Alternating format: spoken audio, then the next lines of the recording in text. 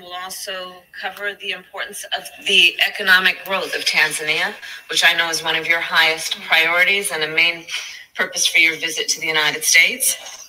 We welcome, of course, the attention you are giving to that, and that the focus of this trip includes in the United States focusing on the investment opportunities as it relates to the economy as a general matter, but also in the area of tourism.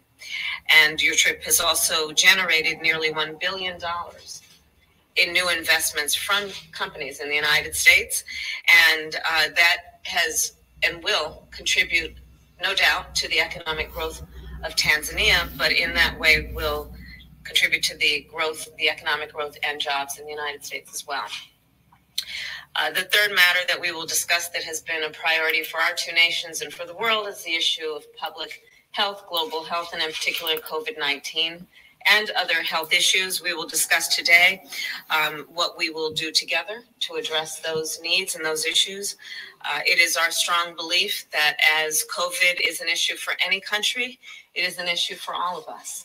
And it is with that spirit that we approach this discussion and our role as it relates to Tanzania and the work that you are doing to address the issue of COVID, but also the work that you have prioritized around the health of women and children in Tanzania. So I look forward to our conversation on that. And I'll conclude these comments by saying that our administration is deeply committed to strengthening the ties to Tanzania and to African countries in general. This has been an area of intentional focus and priority for both the president and for me. And with that, again, welcome, Madam President, and I look forward to our discussion. Thank you. Thank you, Madam Vice President. And I must say that I'm pleased to be here at the White House. And I thank you, Madam Vice President. I thank you, Madam Vice President, for having me here. It makes more exciting to be here for obvious reason that we'll be able to exchange a lot of experiences in what we are doing, as you have also mentioned. And on that note, I bring goodwill message of friendship and solidarity from the government and the people of the United Republic of Tanzania. And as this is the first time we are meeting in person since assumption of office, I'd like to congratulate President Joe Biden and yourself, of course, Madam Kamala, and the Democratic Party for the resounding victory during the presidential election in 2020, when Tanzania had been following very closely that election because for the first time there was a woman contesting for the vice president position. So we were very inspired. So let me say that the United States and Tanzania have enjoyed excellent relations for the last 60 years. My government would like to see our relation grow further and strengthened to greater heights.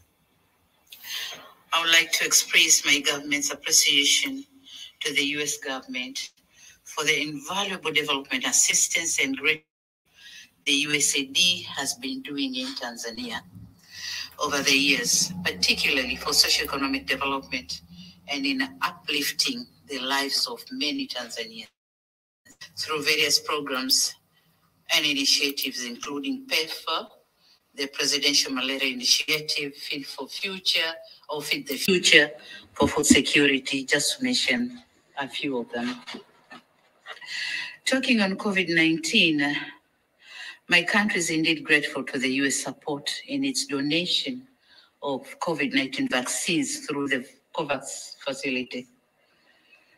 To date, the U.S. has so far contributed close to 5 million doses of COVID-19 vaccines to my country. It was just last month I had a virtual meeting with the USAID Administrator, Madam Samantha Power. And during our conversation, she revealed that Tanzania was one of the 11 beneficiaries of the Global Vaccine Initiative launched by President Joe Biden. Yeah. So talking on human rights and rule of law and democracy, Tanzania have made commendable strides in these areas, as you have mentioned, and we are committed to taking deliberate measures to ensure inclusion, cohesion, unity, and respect for all Tanzanians. And in so doing, the political parties and stakeholders convene meetings to deliberate on collective and productive ways of running political activities in our country, while at the same time safeguarding country's interest. So these meetings have been instrumental in contributing positively to enhancing democracy and strengthening multi-party system in our country, in Tanzania. Now, talking on trade and investment, I must say that I'm excited about the prospects of promoting further trade and investment ties for mutual benefits. And in cognizant of that, we need to creating an ease of doing business. And my government, in close collaboration with the private sector, has put in place better conditions and favorable environment for the private sector to thrive. So my only request here is for the US government to encourage more the private sector from the US to work with us in Tanzania. There's a lot to be offered. We have a lot of potential. So you're welcome.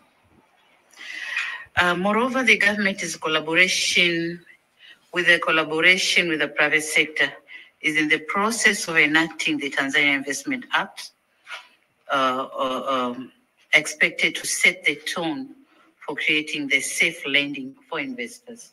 So we are doing all what we can to make the private sector working comfortably in Tanzania. Finally, Madam Vice President, I wish to inform you that while I'm here in the United States, I'll also launch the Royal Tour program. This program is created to showcase Tanzania's touristic and investment potentials. The selection of United States as the place for launching was not by accident. We are aware that, and we did it intentionally, knowing that this is where the lovers and shakers of entertainment and leisure reside. And thus, an excellent platform for the visibility of the program across the globe. Indeed, it is my hope that the launch of this program will inspire so many people to visit our wondrous country in a not so distant future. Madam President, I once again thank you for having me here in the State House and looking forward to a fruitful discussion. Thank you, Madam Vice President. Thank you, Madam President. Thank you. Yeah, and I'd like to show you. Huyo alikuwa Rais wa Jamhuri ya Muungano wa Tanzania, Mama Suluhu Hassan, pamoja na makamu wa rais wa taifa hili kubwa la hapa Marekani, Harris Kamala, walipokuwa wakizungumza mahusiano ya Tanzania na Marekani, na wamegusia Mama Samia Suluhu Hassan amegusia mambo kadhaa, hususan katika masuala ya kibiashara, utalii, vyama vya siasa Tanzania, kama alivyozungumzia kwamba vimeanza shughuli rasmi ili kurudisha demokrasia ya ufanyaji wa siasa Tanzania. Vile vile mwishoni kabisa hapa alizungumzia kuhusiana na ziara yake ambayo anaelekea huko California, Hollywood, ambapo ataweza kuzindua ile documentary ijulikanayo kama Royal Tour. Hii ni American Swahili News pamoja na Swahili Villa Online TV imewaleteni taarifa hii, ambapo Mama Samia Suluhu Hassan ameweza kufanya mazungumzo na kuzungumza kupitia vyombo vya habari hapa Marekani kuhusiana na ziara yake ya kiserikali inayoendelea hapa Marekani. Huyu ni yule tu mtangazaji wenu wa siku zote, Dr. Patrick Ngula, kutoka katika studio za Columbia, South Carolina. Asanteni sana kwa kutufuatilia. Msisahau kusubscribe, kushare na kulike video zetu za American Swahili News pamoja na Swahili Villa Online TV.